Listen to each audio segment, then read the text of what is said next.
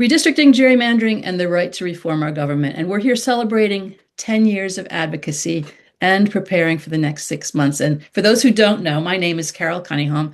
I'm the chair of Fair Districts PA, one of the co-founders of the organization. And when we started in 2016, I was the vice president for government and social policy for the League of Women Voters of Pennsylvania, which was one of the founding organizations. The other organizations included Committee of 70, Common Cause PA, Council of Churches Advocacy was the host for our very first meeting. And there are some other organizations that no longer exist that were around at the time and were with us for a couple of years and are no longer with us. What I want to talk about tonight, I'm going to give you some vocabulary. Anybody who comes to our Fair Districts meetings, we always start with vocabulary, and some of these words you'll know, and there might be a new one. There might be one that you don't know yet. Really fast history. Tell a little bit about what's happened here in Pennsylvania. And connect the dots. I'm always looking for ways to, why does this matter? I had never heard of redistricting until 11 years ago. And then once I heard about it, I thought, oh, this is the key to a whole lot of stuff that I was not aware of. And so I'm always trying to say, why do we care about these maps? Why do we care about the way that they're drawn? Why does this matter? So I want to spend quite a bit of time talking about that. I want to talk about where we are right now in the state, but kind of where we fit in the national landscape and what we need to do. And then I want to talk about how you can help. And really, my purpose this evening is to give you the tools you need to be active. That's my purpose. This is not just to kind of inform us, although information is incredibly important. But information without action is not going to help us get where we need to go. And I'm hoping that you're here because you want to help us accomplish the change that we need to see here in Pennsylvania. So that's my goal. And I'm going to do my best to give you the tools that you need, or to point you towards the tools you need, and to answer some questions that you might have. I would encourage you to put questions in the chat. We have many folks who can answer the easy questions. The questions that will take longer, we might hold and answer some at the end, although you might find some of them getting answered along the way. So as you listen, you might say, oh, there's the answer to that question I had. And if there are questions that we don't have time for tonight, which is totally possible, then we will schedule some future meetings. There are experts who we can invite to participate. We have contacts around the country who have been involved in this in different states in different ways. So tonight is kind of, here's where we are, here's what we're doing, here's what we need. And if we find that there's other topics that we want to explore, other experts we want to bring in, then we will certainly do that as we go forward. So quick vocabulary. And for some of you, I said this is very familiar. Some of this is review. Some of you not familiar. Some of our legislators actually don't know the difference between some of these words that we're going to talk about. But the first word is reapportionment.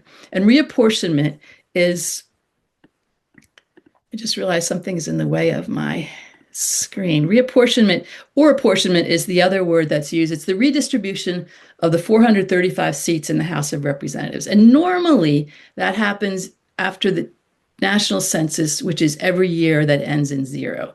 That's the norm.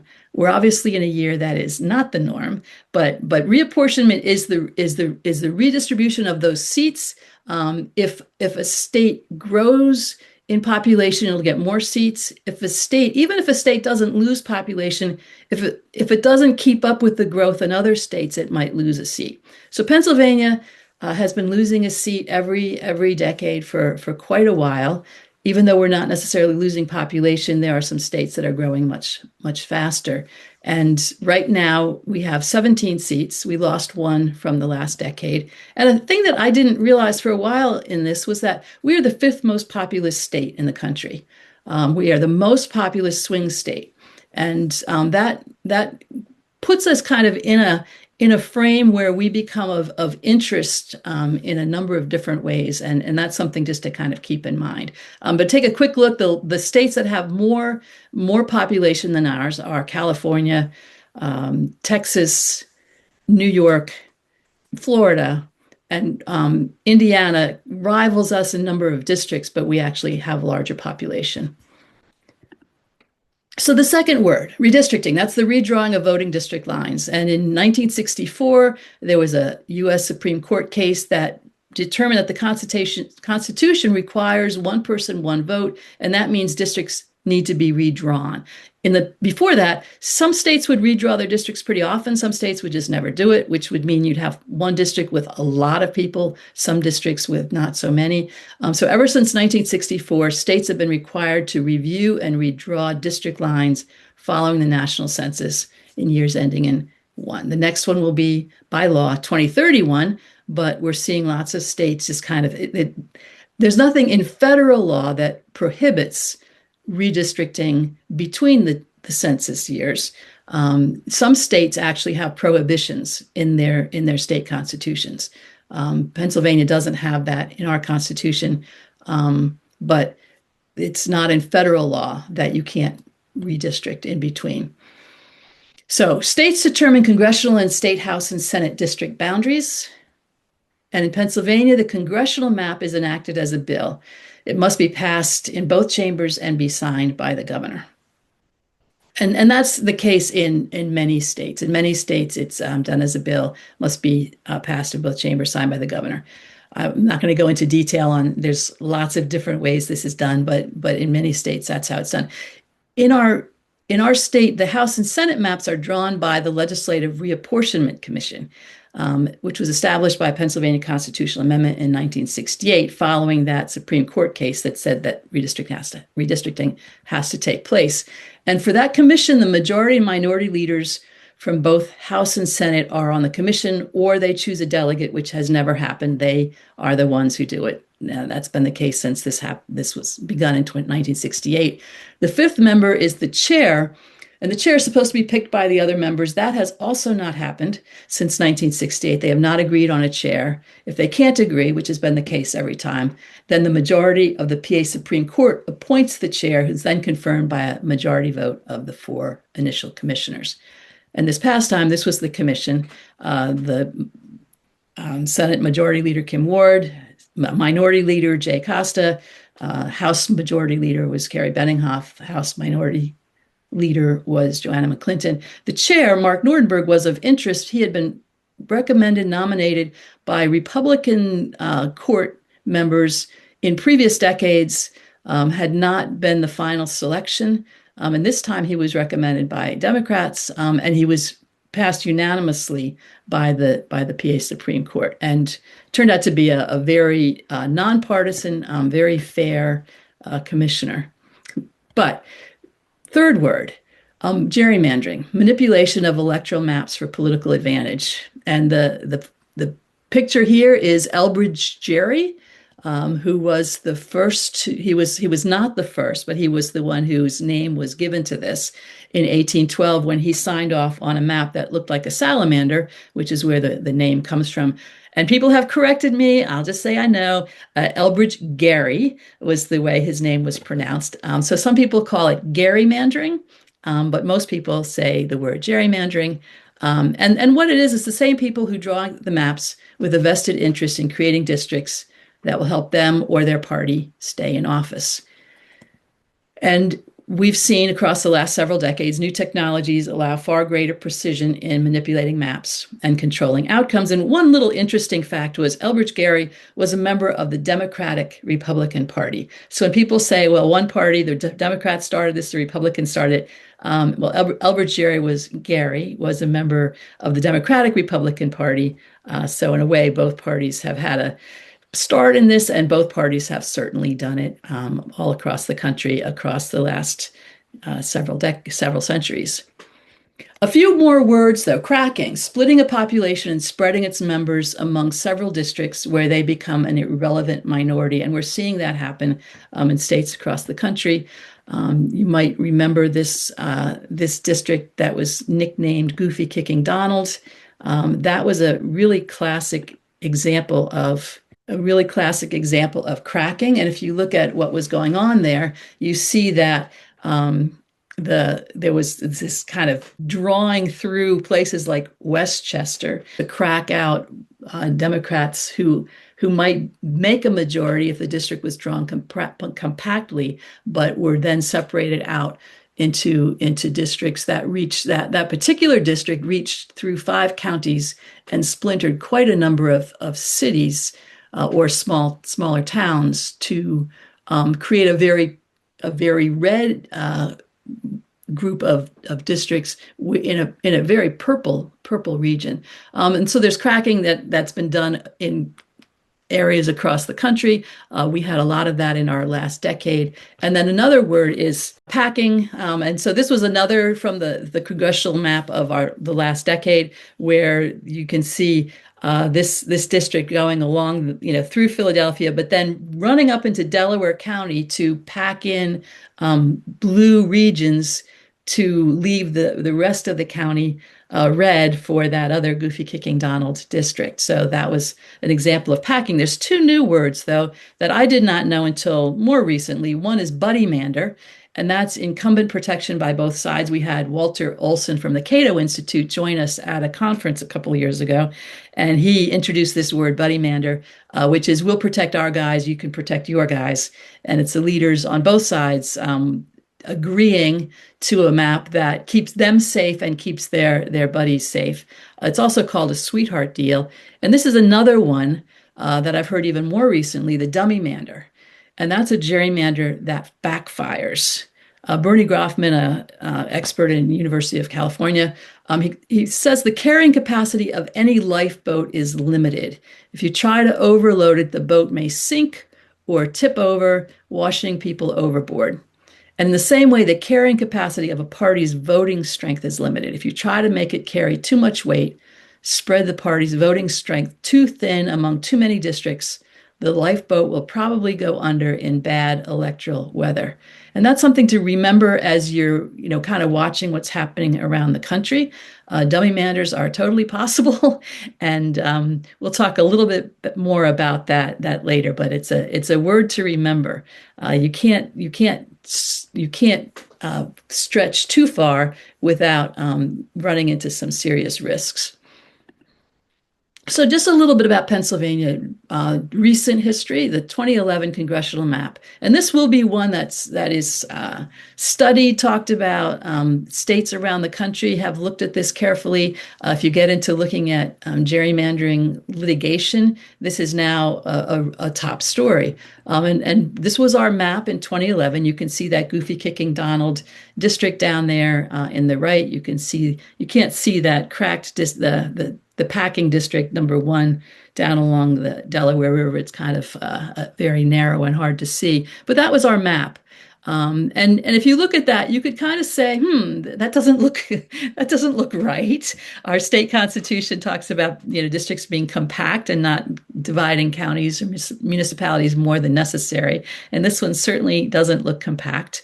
And so what happened was the League of Women Vote. Oh well, just in terms of numbers. If you look at the way that map played out, it didn't matter what voters did; the outcome was locked in.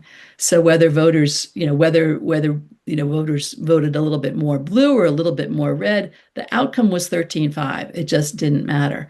So in 2017, the League of Women Voters filed lawsuit with the Public Interest Law Center, and it was filed in Commonwealth Court. It was moved to the PA Supreme Court.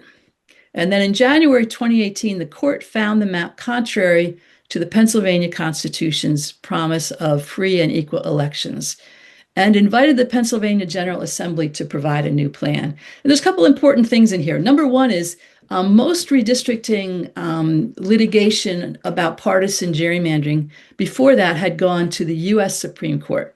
And the U.S. Supreme Court had said, we have nothing to do with that. We have there's no standard. We're not getting involved. And the U.S. Supreme Court had said, there's nothing that we have to say about that. The Pennsylvania Constitution's promise of free and equal elections was of interest to see, is that a right that we can actually experience? Is that a right that we can call on? Is that a right that we can litigate? And so this was a new approach that the Public Interest Law Center and their partners tried, and the court said yes. Those rights promised in Article 1 of the Pennsylvania Constitution are important and are real and should be recognized. So that's number one, just to be aware of. The second piece that's important to remember is that the court didn't just say, okay, we're giving you a new map. They went back to the General Assembly and said, it's your job to draw a lawful map. And so you need to do it, but you have a deadline because there's primaries coming and we need a map for those primaries. The General Assembly, the leaders said no. They simply refused to do it. And at that point, then the court said, well, we need a map for the primaries. And so the court provided the new plan. How did that play out? Well, first of all, I just want to, say that was a huge historic win because it was appealed to the state constitution and the state court. And it was the first successful partisan gerrymandering case in the country. And it was based on the state constitution, resulting in a new congressional map. And what's interesting is that the Pennsylvania Constitution is the model and template for many other state constitutions. And in fact, our state constitution first drafted and passed in 1776, the first Pennsylvania state constitution, has been a model for other countries as well. It's something that we want to be celebrating this year. It's the 250th anniversary of that constitution. But other states that have the same free and equal election provision looked at the lawsuit and said, oh, this is really, really important. Whether their courts will recognize that is a different story, but that's certainly a thing that other states have looked at and have discussed, and is of great importance to this topic of partisan gerrymandering, especially as the Supreme Court continues to look like they are not going to weigh in and not going to engage. So the 2011 plan was found contrary to law, and the new court-ordered remedy plan was put in place for the 2018 election. And interestingly, 9-9, it came back much, much closer to the way the votes were cast. And the next election was also 9-9, again, reflective of the way the votes were cast. So that was an important remedy, but it was temporary. There's no guarantee for future maps. There's that court precedent, but how does that play out? What are the exact margins of that? I'm not totally clear. And it was partial because the PA House and Senate districts were still among the most gerrymandered in the country last decade. And by one measure, votes cast to seats won. In 2018, Pennsylvania's state house districts were 50% worse than the two next most badly gerrymandered states. So it's important to remember, Pennsylvania has suffered under gerrymandering for quite a long time, and extreme gerrymandering. It's not just partial; it's been pretty extreme gerrymandering, and so that has been an issue. We're not there now, but that has been the case in the past. Along the way of advocating for redistricting reform, we learned that we have an incredibly unresponsive legislature. I think some of us started this thinking, oh, we'll learn about this. We'll advocate for new maps. We'll advocate for a new process, and we'll be successful. I should have been warned. The first meeting I went to with legislators, Senator Lisa Boscola was the one who introduced the first bill that we supported. And at the first meeting with her, there were legislators from both parties and legislators from both chambers and a room full of policy staff. And at a certain point, she looked towards me and the league president at the time and said, unless the advocates are very loud, this will never happen. Which surprised me because it seemed to me if all those legislators from both parties, both chambers, thought this was a good idea, certainly this would happen. And what we learned was we could have a very large rally, which was the largest rally that's been in the Capitol Rotunda in a very long time. And they've since forbidden rallies of that size, which legislators like to point out to me. It's because of us that they made that rule. But the bill that we were working on at that time, one of them, House Bill 722, it had 110 co-sponsors, which is more than a majority. And yet it was gutted in committee with less than 24 hours notice and never voted out of committee. And then the Senate bill that we were working on had 21 co-sponsors. It was amended in committee then amended on the Senate floor to include a judicial district provision, a constitutional amendment to create judicial districts, which we couldn't support and neither could other organizations. And when it went to the House, it was buried under 600 plus amendments. So we learned a lot through that process. Sometimes people say, well, none of our bills ever came out of, never got a vote.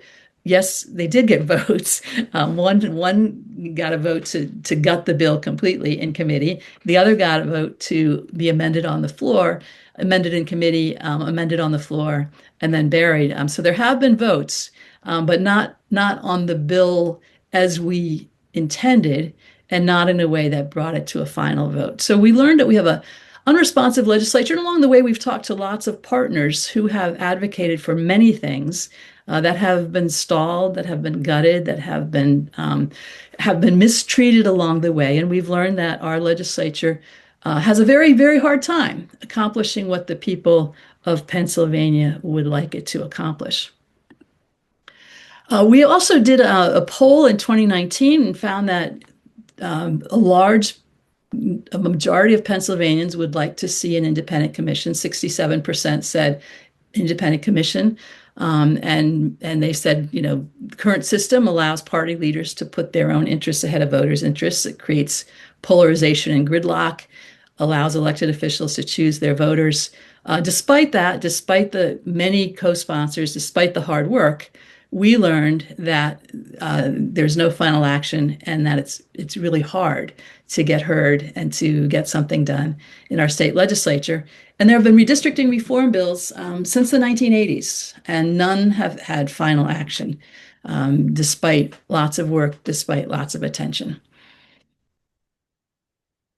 So there was an interesting book that just came out called Aligning Election Law. And I want to highlight this because it really bears on what we're talking about. And the question is, does a legislature align with the electorate's wishes? And the person who wrote it, actually, Nicholas Stephanopoulos, he's been very active in the redistricting world, and has been part of litigation, has been part of a lot of research on this. And this book basically says there's a significant gap. There are many areas in which the electorate's wishes and the government's output are greatly misaligned. And what he finds is that this is the strong influence. There are two major reasons. One is the strong influence of donors, in other words, campaign money, and the other involves gerrymandering.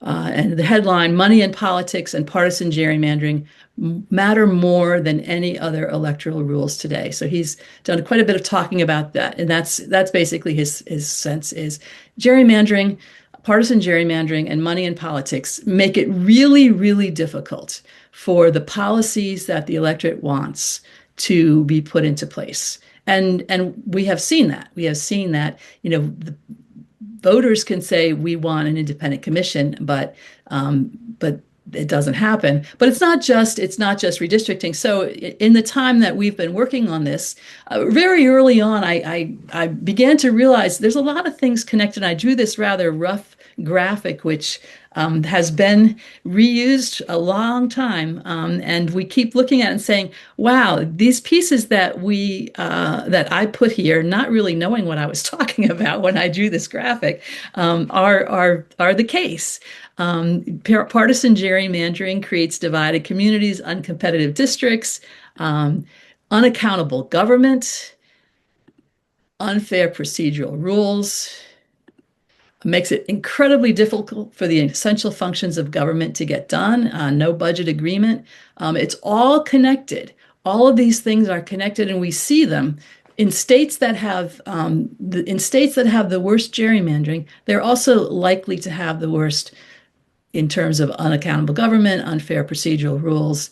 But in many ways, Pennsylvania is one of the worst in this area. And there's one other piece that so part of what we've done as we've been researching this is we realized we need to kind of create a space for researching this and to share what we've learned, because there's lots of organizations, and you might have been part of other organizations that have advocated for other things for decades. Minimum wage is one that's caught some public attention just recently. Every state around us has raised their minimum wage multiple times since 2009. Pennsylvania can't seem to do it, despite the fact that there's a huge public support for raising minimum wage and very little opposition to it, except from a handful of businesses and a handful of kind of partisan think tanks. Most Pennsylvanians think, why in the world have we not raised minimum wage?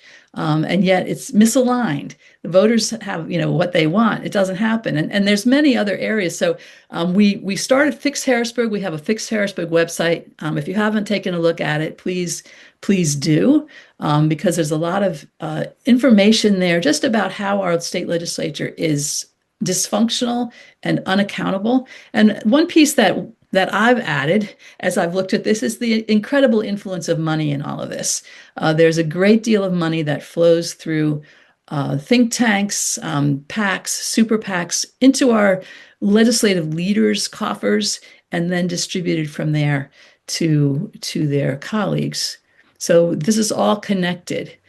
So this is our Fix Harrisburg website. Take a look, and we'll talk about that a little bit more. But I just wanted to flag that in the last decade that became something that we were learning and paying more attention to. So where are we right now? In 2021, the public attention and input made a really big difference on our redistricting process. And I want to say thank you to every person who participated in that, because it was a huge public effort. Many people learned how to give testimony. Many people learned how to look at maps. Many people participated in hearings. Many participated in our own public, our mapping process. One of the things that we advocated for with the Supreme Court, when it became clear that the committee, the first four commissioners were not going to choose a chair, we petitioned the PA Supreme Court to choose somebody who wouldn't just be a rubber stamp for one party or the other. And they chose Mark Nordenberg, as who I mentioned had been recommended by Republicans and Democrats and was chosen unanimously. As soon as he was appointed, we petitioned him with we had a bill we called LACRA, which is the Legislative and Congressional Redistricting Act, which had some standards for public input, for a public website, for public meetings, and for a fair process, transparent process. He wasn't able to change the way the commission operates, and he couldn't put new rules in place for how the maps were drawn, but he did his very best to have a really public, transparent process, and he had far more meetings than even we asked for, and so that made a big difference. He held 7 public business meetings, 16 public hearings, invited 36 expert witnesses. I was an expert witness. It was kind of a daunting process, but I was happy to be included. Heard from 145 citizen witnesses. Received over 6,000 written testimony submissions. So thank you to all of you who submitted testimony, and considered over 100 district plans or parts of plans. And so the website is still there, Legislative Reapportionment Commission website. You can see the testimony that was offered. You can see the meetings. You can see the expert testimony. It's all still there, and it made a difference. So this is a kind of busy slide, but it's Plan Score is a website that offers a way to look at the partisan bias in maps, and they have 4 different metrics that they offer. Some metrics work better in purple states, some work better in very one-party states, and partisan bias is one that I find is effective in helping us understand how Pennsylvania's maps work. And they look at, if it's a 50-50 election, what's the outcome? Do they get the same number of seats or not? And then kind of what happens if it's a more blue or a more red, is that appropriate reflected in the way the outcomes show up? And what you see is for our state house, our 2012 map, as I said, was one of the most gerrymandered in the country.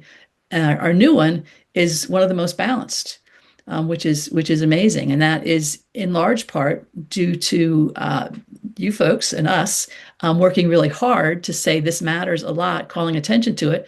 It's also in large part, thank you to Mark Nordenberg, but also it's in part because uh, the two party leaders could not could not agree, and kind of got into some conflict, which meant that then Mark Nordenberg became a much stronger voice in advocating for how the map turned out, and we ended up with a very fair map.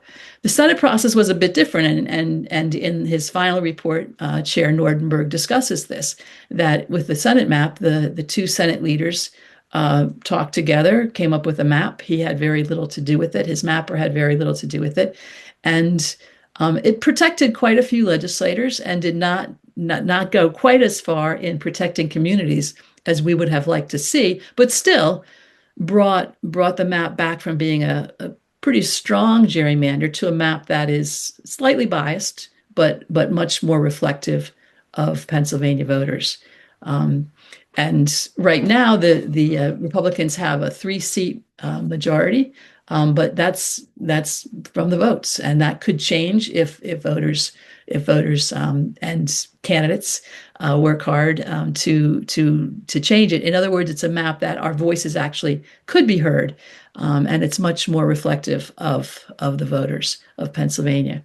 So we have better maps for House and Senate. And then for the congressional map, there was an interesting process where people submitted maps. One of those maps was chosen without any explanation of why it was chosen. Then it was amended behind closed doors with no explanation of why that was done. And we petitioned the governor not to sign it when it came out of both chambers. And he did not sign it. That's the 2012 map, how gerrymandered that was. This is the map that came out of the House Bill 2146, the Republican map, which was then submitted to the Supreme Court. So when the governor didn't sign the map, the General Assembly could have. They had an opportunity then to produce a map that the governor would sign. That's the way the process is supposed to work. Produce something that the governor will sign. And they, again, said no.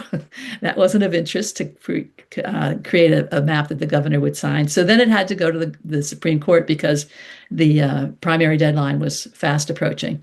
So the Supreme Court did something kind of interesting. They invited submissions of maps by citizens, and the Republican legislators submitted the map that had passed through the legislature, House Bill 2146. And then others submitted maps. And if you look at this, you can see House Democrats submitted a map, the governor submitted a map.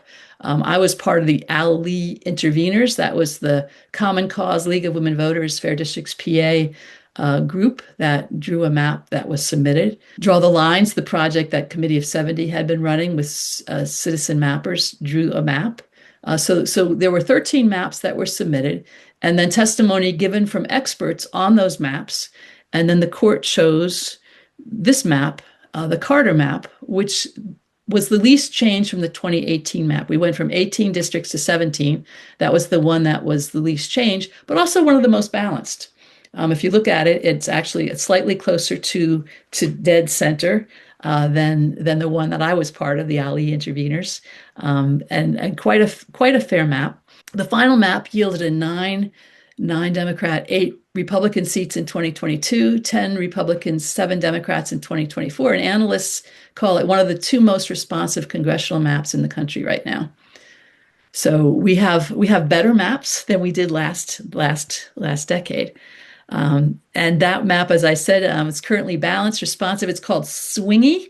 And the reason they call a map swingy is it actually swings. And as I said, there's the votes cast and the seats won in the last 2 elections. And as I said, it's one of the best in the country. And just for a little comparison, look at the difference between the map of 2011 and those weirdly shaped districts wandering all over the place. And this one, you can look at it and say, that makes sense. Of course, there are going to be districts with the lines a little different. County lines are unusual in Pennsylvania. City lines are unusual in Pennsylvania, but this is certainly much more compact and much more reflective of, communities and much more responsive to voters. So in a certain sense, we're in a really good place. We have good maps, and our votes matter, and it's important that we pay attention to that and participate and encourage people to run for office and make sure that we vote and encourage other people to vote. But despite those better maps, there's no guarantees for the future. There's nothing in law that will guarantee better maps. And what we learned in this last process is the personalities of those five commissioners make a big difference. So the fact that Mark Nordenberg, Chairman Nordenberg, was a man of great intelligence and integrity, I admire him a great deal. That made a big difference. It's very easy for commission chair to just say, sure, I'll just go along with the party that I support, or just, say, well, I don't know much about this. I'll let them kind of run the game. The personality of that person makes a huge difference. He was the first commission chair to hire a mapper and to hire a attorney beyond himself. He's an attorney himself, but he hired another attorney to really look into the law and to make sure they were following the law. And then the personalities of the majority and minority leaders make a big difference as well. So the way it worked in the Senate was very different from the way it worked in the House. And it's interesting to think that the entire state is dependent on the personalities of these particular people. So there are no guarantees for the future, and our process for redistricting the House and Senate maps gives party leaders more direct control over their own and their colleagues' districts than any other state in the country, and more than any other country in the world. So many states, this is done as a bill, and it's just voted on. Other states have commissions where there might be some legislators on the commission, but there are people that are not legislators on the commission as well. Washington State, the party leaders each can choose somebody to be on the commission, and then those people choose the chair, but that's not the party leaders themselves sitting on the commission and deciding those district lines. Pennsylvania is the only state that allows those majority leaders and minority leaders that level of complete control over their own districts and their colleagues. And we've had legislators, I've had legislators from both parties and both chambers say, if I don't do what the leader tells me, they say they're going to draw me off the map. And there are legislators who say, I didn't do what they wanted me to do, and they don't actually draw them off the map because they live in Pennsylvania, but they can draw a district that puts them almost completely into a different district. They can draw a district where they're a little sliver into a district where there's a well-liked incumbent, and makes it absolutely impossible for them to win. And we saw there was an independent senator up in Northeast PA who was politely drawn off the map in this last go round. And it's something that the leaders can do. And we are the only state that allows that level of control over the maps. And what happens from that, there's no final vote on the maps, and there's no required explanation for where the lines are drawn, although the legislators themselves can look and say, oh, this is what they did, and often understand what they did. When I first was getting involved in this, a legislator who had been in office and then chose not to run again invited me for lunch to talk about why gerrymandering was so important and why it was so important that we change this. And she did this thing with her hands and said, do you know what a keystone is? Some of you have heard this story. Do you know what a keystone is? And I said, well, it's Pennsylvania. I know what yes, I know what a keystone is. And she said, gerrymandering is the keystone of cronyism and control. And what I've realized, I understood a little bit of what she meant then, but as I've watched how our redistricting process played out this last time, and as I've tried to compare how this happens in Pennsylvania compared to other states, I've realized this is really about control. And this is really about those leaders saying, do it my way, or it's going to be really difficult for you. This mapping process that we have for our state House and Senate gives them far more control than is appropriate, and it has ripple effects throughout everything that happens in Pennsylvania. So this is a graphic that I created. Leaders draw districts, distorted districts protect incumbents, majority leaders control the rules, unfair procedural processes block reform. When I first saw that, I thought, That's problematic. I've had legislators say, "You have no clue. This goes way beyond that. It matters more than we realized." And gerrymandering puts power in the hands of party leaders, not voters, or the majority of legislators. So there are legislators who say, "Yeah, this is true, but it goes beyond, yes, they draw the lines, and yes, they control the rules." So the leaders also control the caucus budget, and that's unusual. There was a case a number of years ago where this kind of came out, and there were experts giving testimony that this is not the way it works. That each caucus has its budget, and that the leader controls the budget. But because the leaders control the budget, that means the leaders control caucus personnel. And I first thought it was the leaders control caucus personnel in Harrisburg, when there were legislators who wanted to meet with me not in their office because their staff would hear what we talked about. And I thought, well, that's odd. You're that staff's boss, right? And they're like, no, no, the staff answers to the caucus leader, because the caucus leader controls the budget, and then the caucus leader controls the personnel. But I met a legislator in his home office, and there was somebody in the outer office who he didn't want to hear. And I said, "But they're your staff, right?" And he goes, "They answer to the caucus leader." Even in their home offices, that can be the case. The leaders control the legislative agenda. And I've, had some conversations where the leaders say, "Oh no, the committee chairs decide what bills get heard." And the committee chairs say, "Well, they say that, but is that true?" The leaders control the budget negotiations, and the leaders control the flow of major campaign donations. So this is all tied together. And what we find is the will of one leader or one major donor can outweigh the interests of all Pennsylvania and the voices of all other Pennsylvania legislators. Gerrymandering is the keystone that of cronyism and control, and of this whole web of control that I knew nothing about, and many folks who've done advocacy in Pennsylvania for years really didn't see how tightly this is all tied together. So we continue to do work on looking at the legislative process. We continue to see that Pennsylvania passes far fewer bills than most other states, even though we have a full-time legislature. Bills enacted in 2023, 2024, Pennsylvania compared to neighbor states. Some of them are, New York has a full-time legislature that gets paid more than ours, but Maryland, Virginia, West Virginia have very short sessions and yet pass more bills than Pennsylvania. And the number of bills shouldn't be, it's not that, oh, we want a lot of bills, but there are many, many, many, many important bills, many important issues that never get addressed in Pennsylvania because the leaders don't want to address them. So when you see something that says Pennsylvania is the only state in the country that does not have a shale gas extraction fee, a shale gas extraction tax, there are bills to have a shale gas extraction tax introduced in every session. They never get a vote because the leaders take huge amounts of money from the shale gas industry. So any of these things you think, well, that's a kind of a no-brainer solution. Why wouldn't they give that a vote?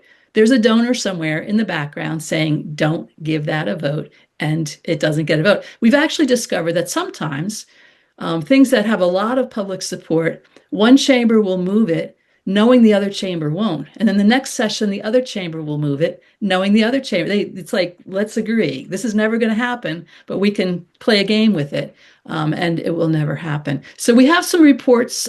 Is Gridlock Inevitable is the most recent. If you go to our Fix Harrisburg website, you can find these reports. And we've got an amazing team of folks who are digging into this, trying to understand how gerrymandering impacts our legislative process and how our legislative process is not aligned with the best interests of Pennsylvanians, and trying to understand what can we as citizens do about all of this. So we do have a page, the problem page. If you scroll down, you'll see our stories of dysfunction. And these are issues, and some of them you look and you think, lead for kids, like lead poisoning? Can't we solve that? Carbon monoxide detectors in childcare centers. Um, there's you look at some of these and you think skill games. Pennsylvania's one of the few states that doesn't regulate skill games and also doesn't tax skill games or have doesn't derive income from skill games because there are skill game donors who don't want that to happen. And will it ever happen? Maybe this session, maybe not. But it's important to understand why this matters. It's not just about maps. It's not just about who gets elected. It's the whole process of how our government works.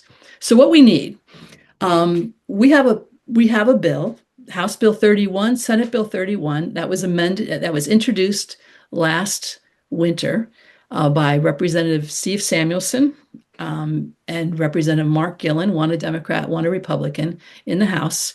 Senate Bill 131, introduced by Senator Tim Carney in the Senate. House Bill 31 has 59 co-sponsors. Senate Bill 131 has 20.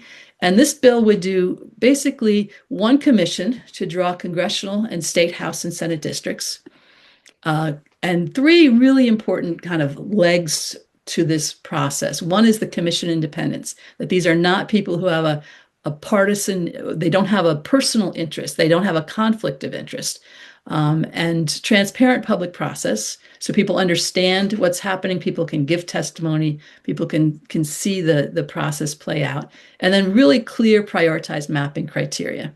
Those are the goals.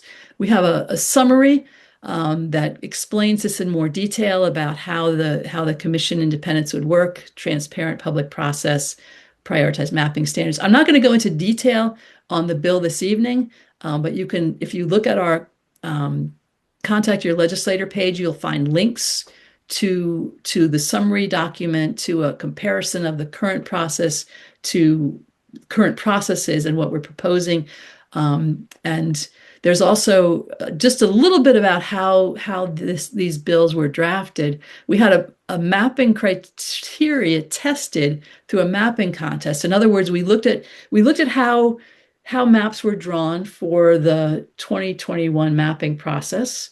We looked at what the law currently says. We looked at how maps are being drawn, and we created a criteria that we thought would make it less possible to gerrymander the maps. And we had a mapping contest, talked with the mappers, and kind of fine-tuned that. And so the criteria was tested out in those maps. The bills incorporate provisions from bills across the last 30 years and responses, comments, ideas, thoughts, discussion from hundreds of legislative visits. When you do a legislative visit and you report back, that gets put into a document. We have a reservoir of comments from conversations with legislators, which is incredibly helpful because sometimes legislators say, this is what I've seen, these are the concerns I've had. So the bills were drafted to try to address the comments and suggestions. It also addresses prison gerrymandering, which has been a long-standing problem, which was partially addressed in the most recent mapping of the House and Senate, and would be addressed for all going forward. And then the bills were reviewed with improvements offered by multiple national experts, including staff from Common Cause, League of Women Voters, Latino Justice, the Prison Policy Initiative. And then the final draft we shared with the redistricting litigators at the Campaign Legal Center, folks who have seen litigation on redistricting in a number of different states, who have themselves created a document of best practices for independent redistricting commissions, and asked them to go through and see did this make sense? Were there things that we could improve? Was there language that wouldn't hold up in court? So the bills were given a lot of care. They were drafted with those three legislators that I discussed, with Cameron Allen, who was the policy staff director for Senator Carney, and then with Philip Hensley Robin, who is the executive director of Common Cause, and myself. We worked through that with input from all of these different entities before those bills were submitted. And to find a more detailed discussion with comments from all those folks, You can go look for a video called Introducing House Bill 31 and Senate Bill 131 on our Fair Districts PA YouTube channel. And so you can hear some of those people talk about specifics within those bills. Constitutional amendments in Pennsylvania take a long time. And so that's why we say these next six months are incredibly important. We're one of 24 states that doesn't allow a citizen initiative. We're one of 10 states that require constitutional amendments go through 2 consecutive legislative sessions before going on the ballot. And just 4 of those have 2-year legislative sessions. So we're one of 4 states that has a multi-year process. It was quite disheartening for me to watch Michigan when we were trying to get our bill passed back in 2018, to have them introduce a bill, citizen referendum, gather signatures, have it on the ballot, get it passed, and be done. And we were still slogging away trying to get the legislature to even give the bill a vote, knowing that it's a long process. And in both sessions, the constitutional amendment has to be passed at least 3 months before the next general election. So here's kind of a timeline. The bills were introduced last year. They would need to be passed in House and Senate, and we're saying they have to pass before Independence Day this year, because they'll be recessing for the summer, usually in July, and that's really the deadline. And then they would need to pass in the House and Senate again next session, and then go to referendum in the following in 2028 or 2029. So there could be the Independent Redistricting Commission formed as the census was going on in time for redistricting in 2031. I should mention this report answers a lot of questions for you. Why does PA need an independent redistricting commission? If you go to our Contact Your Legislator page on our website, you'll find links to the bills themselves, links to the bill summary that I just mentioned, links to the comparison document, and links to this 12-page report, which looks at some questions like why do we need to change the redistricting process? Why didn't the mapping done in 2021 solve everything? Why would this be an improvement? And what happened in other states? What would the process look like? Don't we already have good standards? People ask about competitive districts. There's a good section there explaining why competitive is not a good standard to put into law. And for Pennsylvania, I've looked at some districts that were drawn deliberately to be competitive. They would make your head spin, and you would not like them, because they kind of work as, almost like wheel spokes coming out of our urban areas out into our more rural areas to try to make those districts competitive. It's hard to do. There's a section about prison redistricting and why we need to do this now. One other piece in that report, which I think is incredibly helpful, is it looked at the gold standard criteria recommended by the Campaign Legal Center, and is that in the bills that we're proposing? And the answer is yes on all of them for our bills. I'm not showing you the whole grid, but if you take a look at that document, the appendix shows the different criteria suggested and how that, and does it play out in the bills we're proposing. I want to just quickly you might have this week, if you have a legislator, a representative who has not co-sponsored our bill, and we have your address in our system, our email system, you would have received on Monday or Tuesday an email asking you to contact your legislator to ask your representative, either by email or phone, or drop by their office if you'd like to do that, asking them to co-sponsor House Bill 31. And some of you have done that and reported back. If you haven't done it, please find that email and do that if your representative has not co-sponsored, because it's important that they hear from us. And we have legislators say, I never have heard from anybody on this except for you, to me. And I know for sure in many cases that's not accurate. It's important that they hear from you. And the more they hear from you, the more of you they hear from, the more likely it is that they'll actually consider this and take this question seriously. So we hear back from you, and sometimes from legislators themselves, objections. And I wanted to take just a couple minutes to suggest responses to some of those objections so that you're prepared when you talk to those legislators. So one is one objection is that the current process is accountable to voters and a commission would not be. And the reason they say it's accountable to voters and a commission would not be is because they are elected. I had one legislator say, we are the most accountable commission there is because we are elected. And what they forget is they're not the ones who do this. They are not the ones, they do not get to vote on the final House and Senate maps. And the commissioners don't have to tell why they drew the lines where they did. There's absolutely nothing about that process. And it puts the party leaders in more control than other states. And it's one of the least accountable processes in the country. So when a legislator says we are the most accountable and the commission would not be accountable, you might suggest that actually there's really nothing accountable about the current process for the Pennsylvania House and Senate. The congressional map is a little different because it does have to go through both chambers, be signed by the governor. So there is a little bit of accountability for it, but for the House and Senate, absolutely not.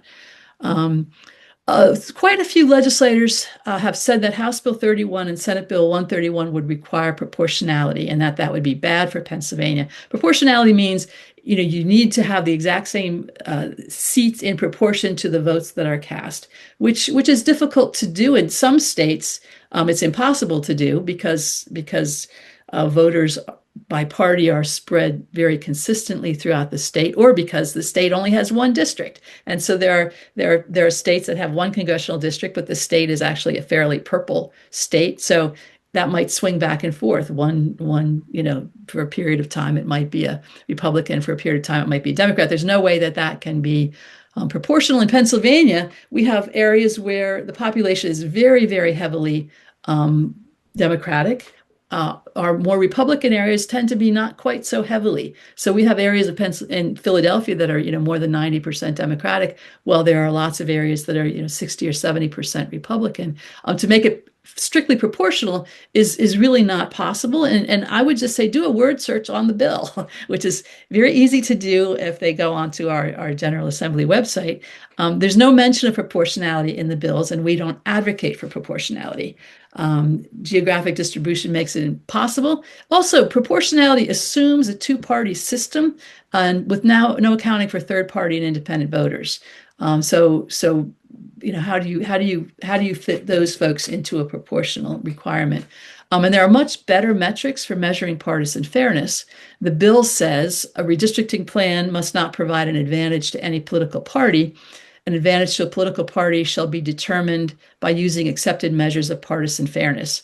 Understanding that those measures are improving rapidly, so we didn't want to put a specific measure in there, but to say accepted measures of partisan fairness.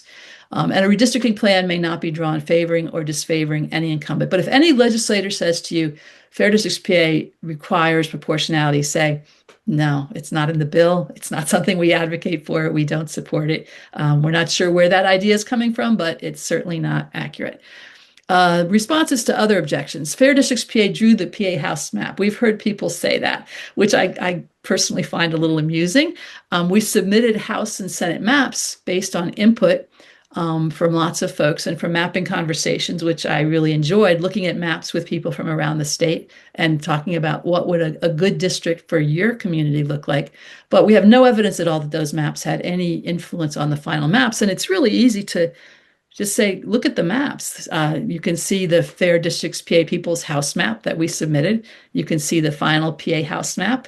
Just scan your eye along the top of the map, the top of the state, and you can see those districts are shaped very differently. And if you want to take time, once this is on YouTube, you can stop at that slide and take a closer look.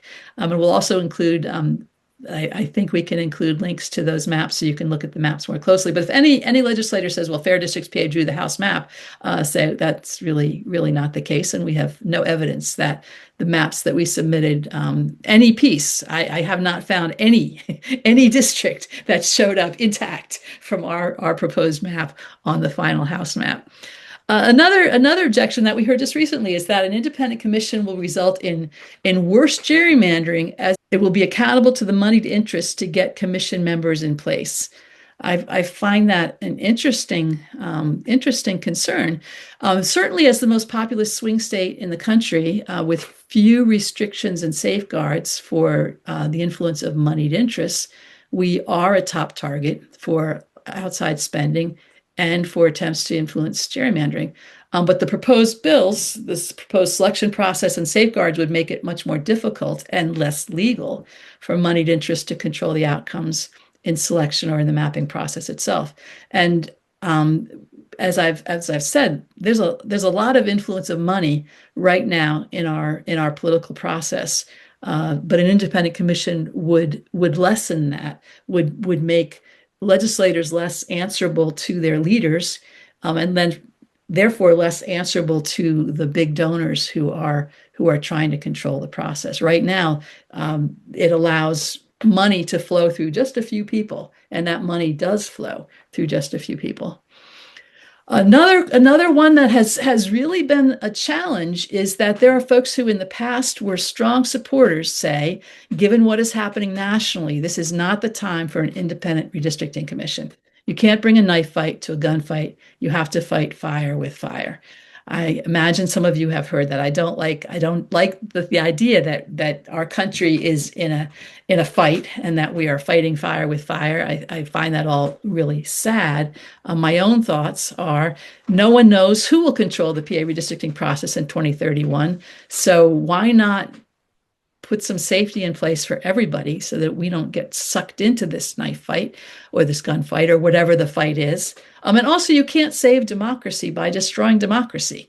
So those are some thoughts I have, but I know for lots of folks that's not an adequate response. So I'm going to spend a couple minutes talking about what's going on nationally, because I know for some of you that is of real interest. And I know for quite a few of our legislators, they do feel like there's an existential threat to our party, and we can't have an independent commission right now, and we need to be able to respond that we can and we should, and it would serve us best to do that. So just a little bit about what's going on nationally, and this is going to be a slide that's going to get messy. I was looking for a way to kind of visualize what's happening, and I came across this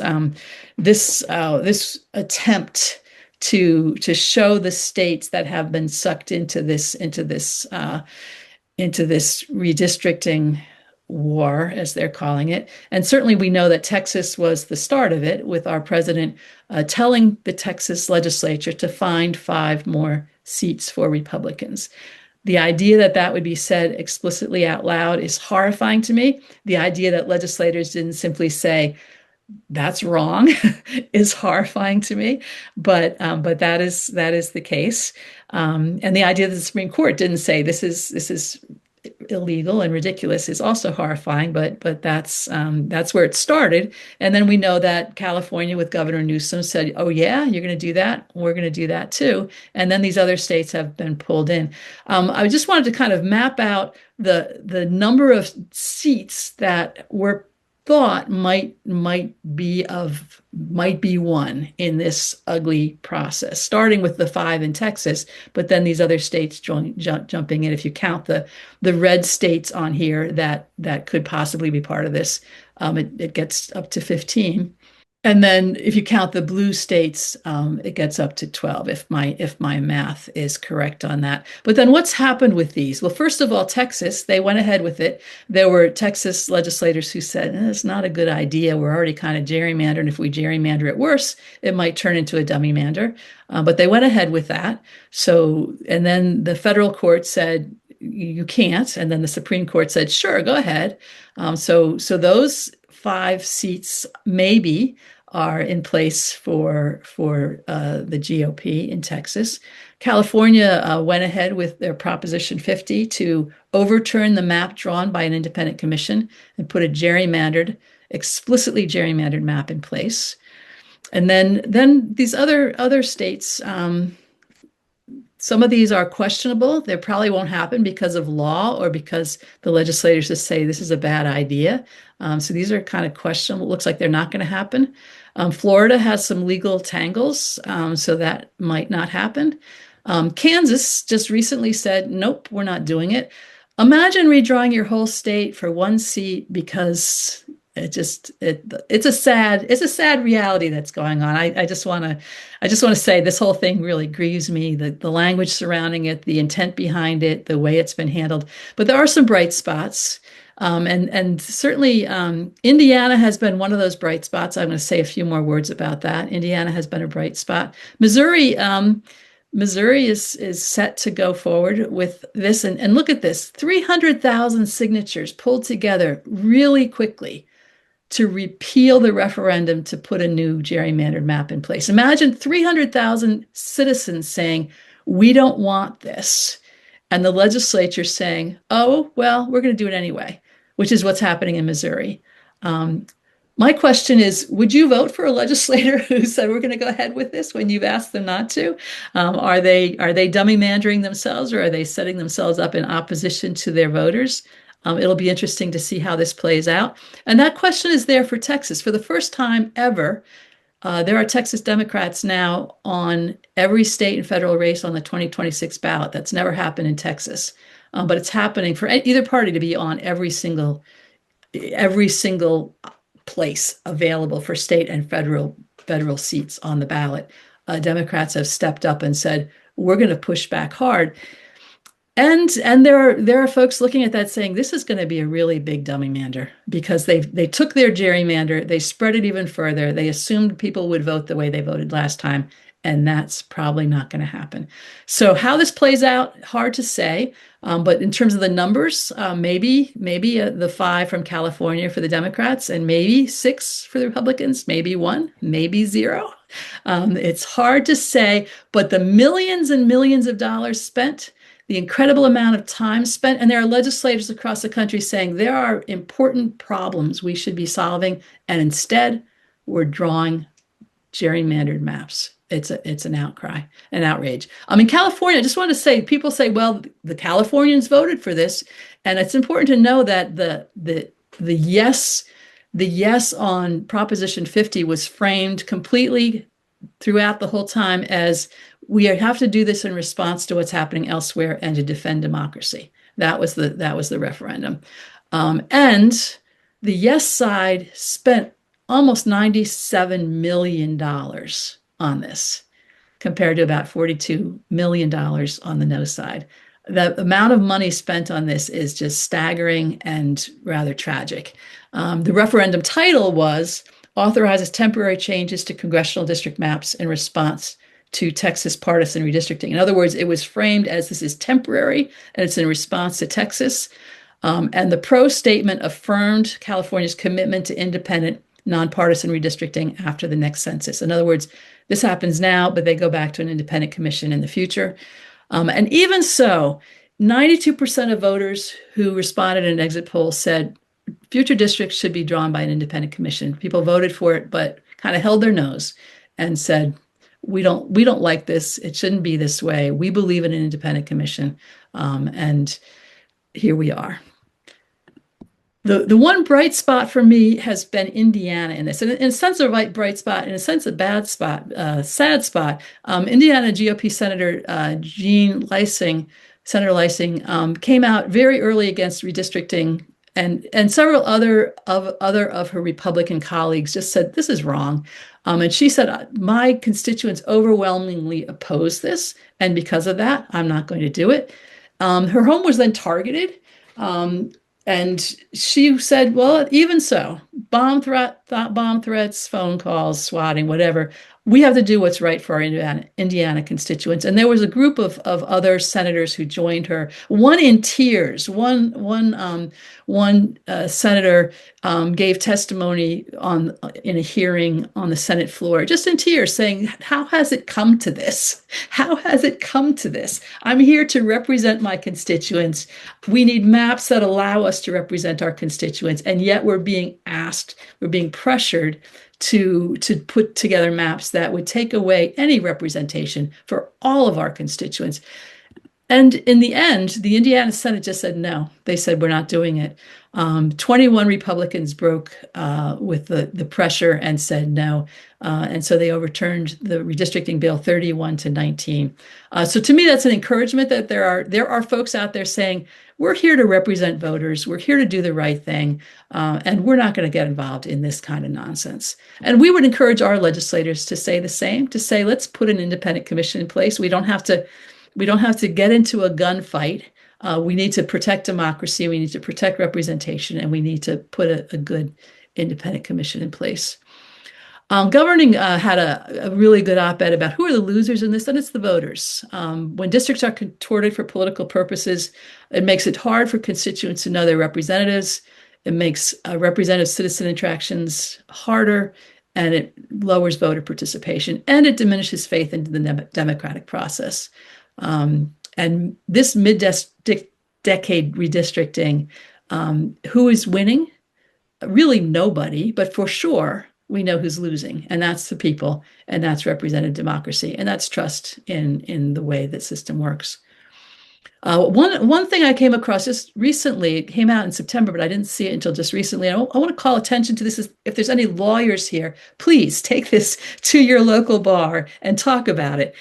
The American Bar Association did a 2-year task force review of threats to American democracy, and their report is pretty sobering. They see significant threats to American democracy. They came out with this report in September, right in the middle of the kind of the escalation of this redistricting battle. And they said that redistricting should be taken out of the hands of legislators and committed to commissions composed of nonpartisan commissioners. And they said politicized redistricting is an important driving force in the crisis of democracy in the United States. It's at the core of political dysfunction and polarization today. And Americans are losing confidence that their elected representatives speak for them. Those representatives are less and less incentivized to govern effectively, thereby feeding the perception that democratic governance is ineffective. And the task force in 2008 came out with a recommendation for independent redistricting commissions.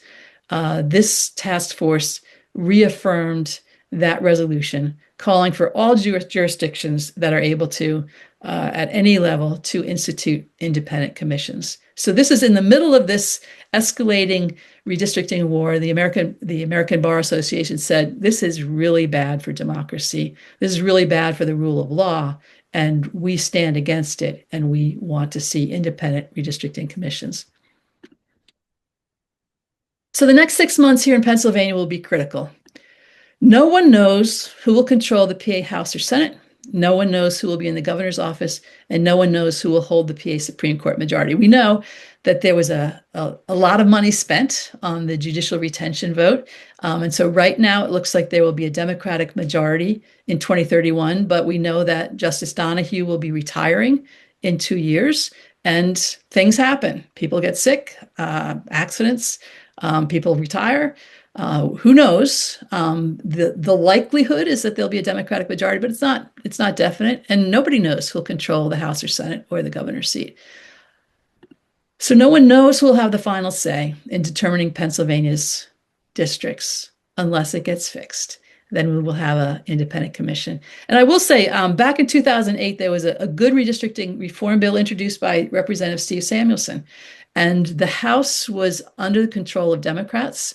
And they thought they were going to have the upper hand when it came to 2011, and they blocked the bill.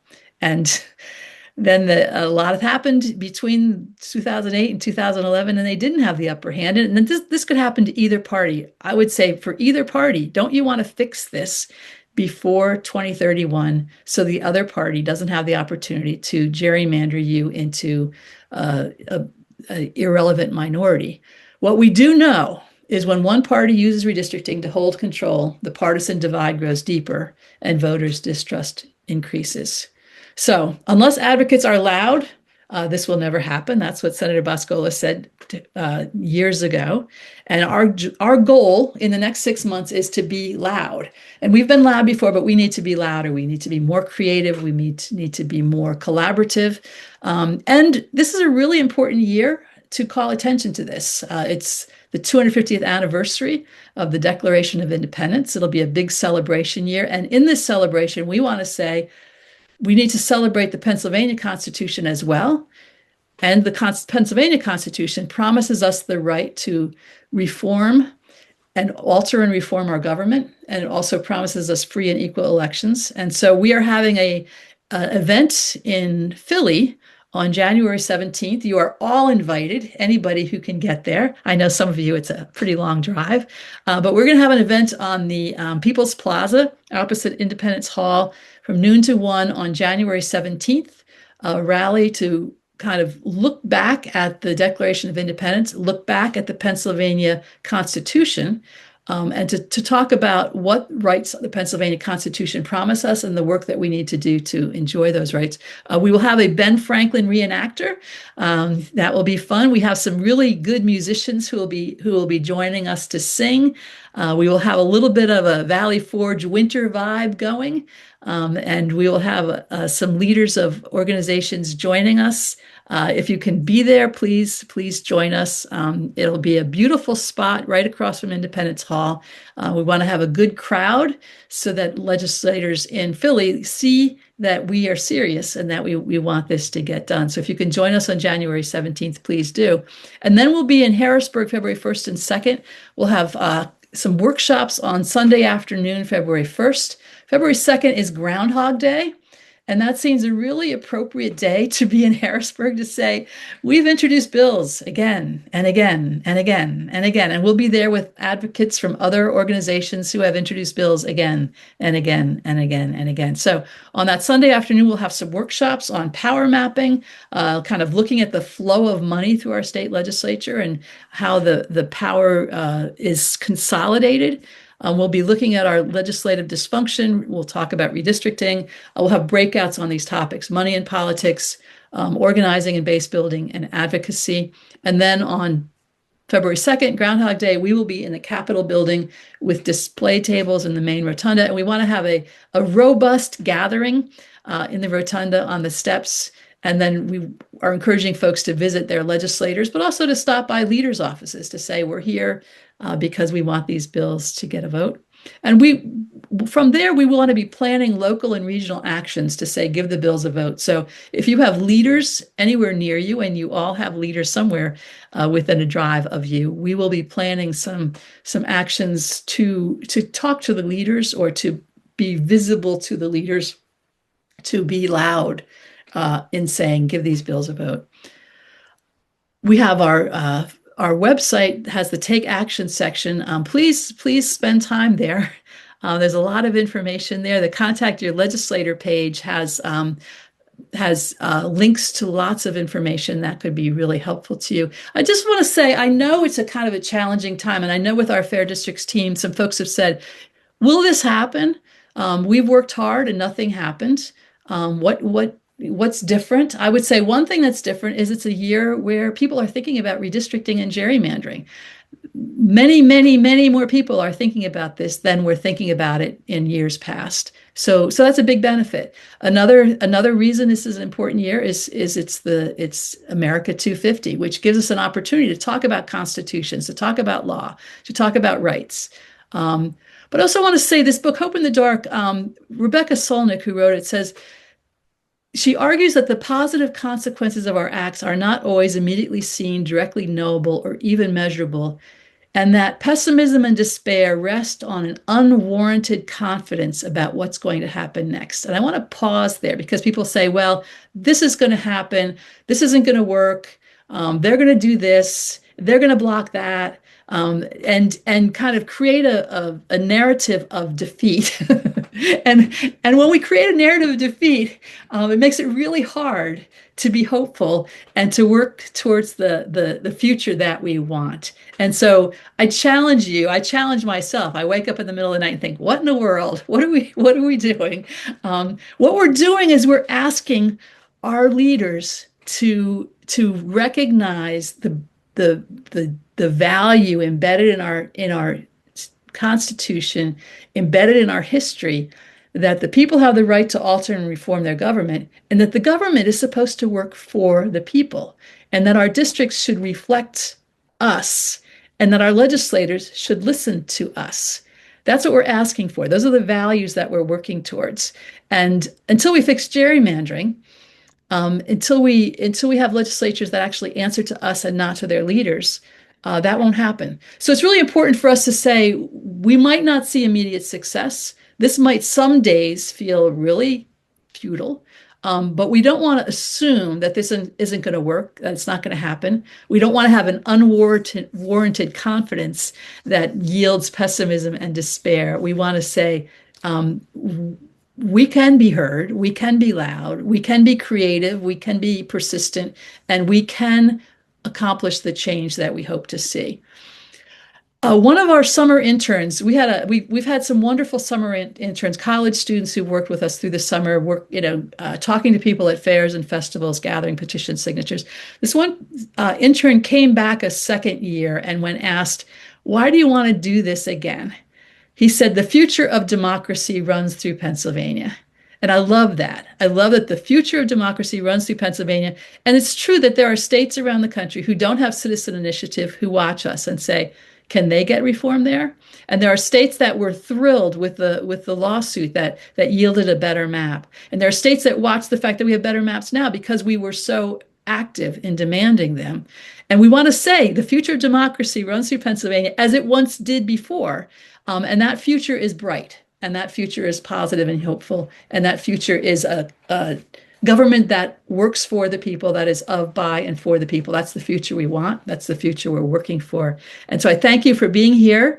We really appreciate that you joined us tonight. Really appreciate that you're thinking about this, care about this. And please do take action. When you get those emails asking you to call or write your legislator, please do that. So thank you so much for being with us tonight.